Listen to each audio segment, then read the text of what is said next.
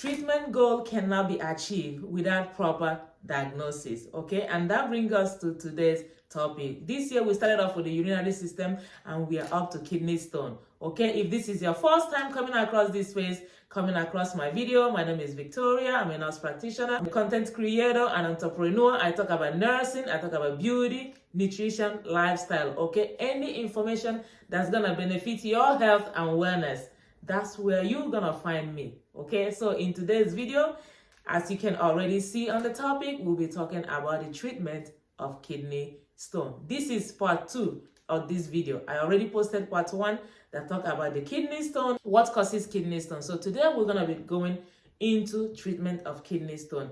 And for proper treatment to be achieved, there must be a proper and a correct diagnosis for each disease. Hey, what is diagnosis? Diagnosis is the steps that your healthcare provider will take to identify the problem. So today's problem is kidney stone, and the first step that a healthcare provider will take if they are suspecting or if they want to rule out kidney stone is blood work. And when blood work is ordered, healthcare providers, we are looking at 2 things that might be revealed, okay?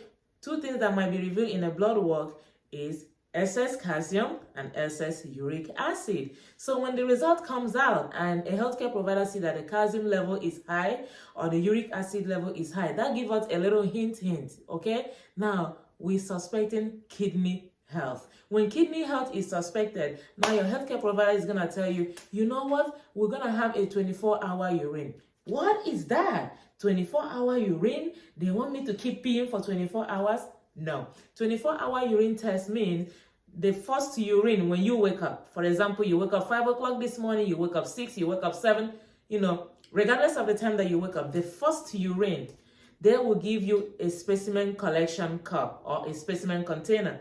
That is the container that your healthcare provider will give you to take home if you come to the clinic. But if you are admitted in the hospital, they will also give you this container. You leave it in the bathroom. When you wake up, the first urine go in that container.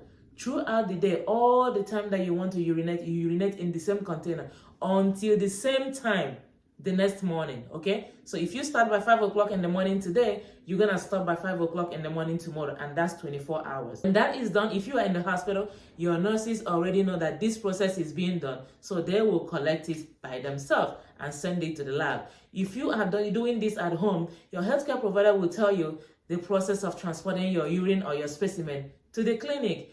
What is the purpose of this urine? Your healthcare provider want to identify if your body is releasing too many stone-forming minerals. That is the purpose. When that part is done, then you're probably going to have a CT scan. The purpose of the CT scan is to identify which part of the urinary system the stone is located, okay? So when the CT scan is done, it's checking your kidney, it's checking your ureter, it's checking your urethra, and it's also checking the bladder. If the CT scan is done and the stone is found in the kidney, then it's called nephrolithiasis. If the stone is found in your ureter, it's called ureterolithiasis. If it's found in the bladder, it's called cystolithiasis, okay? After that process, now you're gonna have the analysis pass stone. The analysis pass stone is the process where you are asked to urinate in a strainer. So the purpose of you urinating in a strainer is so that your healthcare provider can take the stone that you pass through the strainer to the lab. And the purpose of taking it to the lab is to check the chemical makeup of that stone. And that brings us to types of kidney stone. So the chemical makeup in the lab is now going to tell your healthcare provider what type of kidney stone that you have. So what are the type of kidney stone that we're going to be learning today? Number 1 is calcium stone. Calcium stone is divided into 2. We have calcium oxalate and we have calcium phosphate. Okay, so the calcium oxalate is the most common because you can get this one by eating too many salts. When there is too much salt in your food, you can get this. When there is too much oxalate in your food, you can also get this. When you don't drink a lot of water, you can get this type of stone, okay? So it's really important that you avoid sodium high food, which is too much salt. It's important that you drink a lot of water, okay? And it's also important that oxalate forming food, example, can be chocolate, spinach, cashew nuts. When you eat these things in excess, yes, they can form calcium oxalate stone. The other stone that is part of the calcium stone is calcium phosphate. So when the result comes out and it shows calcium phosphate, that's gonna tell your healthcare provider there is problem in the urinary system. And this is mostly in people that have a hyperparathyroidism. What is hyperparathyroidism, Victoria? What are you talking about? You already said that your video is for lay people to help them understand. Now you are calling hyperparathyroidism for lay people? We don't understand that. Hold on, I'm gonna explain to you. Hyperparathyroidism means that the parathyroid gland hormone is being released in excess, overactive, okay? Release of the parathyroid hormone. What happens when the parathyroid hormone is released in excess? That means that now you're gonna have too much calcium in the blood. And when there is too much calcium in the blood, your body is gonna try to excrete, some to balance the amount of normal calcium that you should have. So that excretion is primarily done by the kidney. So when there is too much calcium, the body moves it to the kidney so the kidney can excrete it. And the process that kidney is gonna excrete this is through the urine. So now when the kidney is about to excrete, it's gonna make the urine that the kidney is excreting at this time to become something that is called hypercalciuria.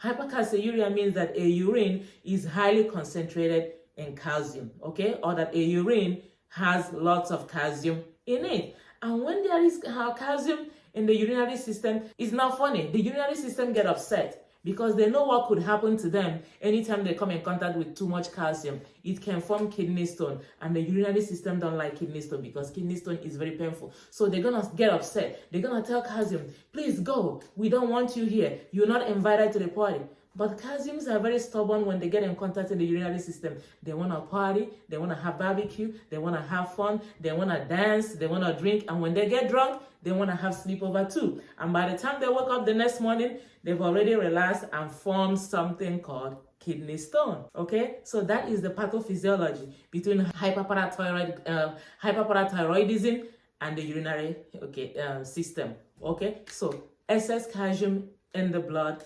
always causes calcium stone, okay? And the urinary system don't want to see that.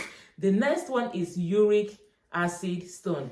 Uric acid stone is most common in men. It's also common in people with diabetes. It's common in those with gout disease. The next one is struvite. Struvite stone is developed by people that have urinary tract infection. I've posted a video here about urinary tract infection. If you haven't watched it, please go and watch it. The next one is the cystine stone. You inherit it from grandma, grandpa had it, mom has it, dad had it. There's a high chance that you're probably gonna have it, okay? This one is inherited, okay? It means that the amino acid 16 builds up in the body, they builds up in the urine, and they eventually turns to stone, okay? That's gonna bring us to the treatment of kidney stone. Treatment for kidney stone depends on the size of the stone and also on the type of stone. The smaller the stone, the easier the treatment. The larger the stone, the more medical intervention or even surgery is required. The first treatment step in passing kidney stone, depending on the size, is oral hydration. And when I say oral hydration, I don't mean juice, beer, or any form of alcohol. Water. Increase your water intake. Increasing your water intake is going to help you to easily pass the stone. Your doctor might also prescribe pain reliever because kidney stones are very painful, so taking a pain reliever can actually help to subsidize the pain while you're passing the stone. Another step is that your healthcare provider can also prescribe a muscle relaxer. There's medications that are called muscle relaxer. Their job is to relax the ureter muscle so you can pass the stone so quick. Boom, like that. The stone is passed and is less painful. Okay, so number 4 is shock wave lithotripsy. Okay, this is a high energy wave that break the stone and help it pass through the urine. Another method is ureteroscopy. Ureteroscopy is a flexible tube, okay, that pass through the ureter, it pass through the bladder, and it have access into the ureter. When they get into the ureter, they mean business.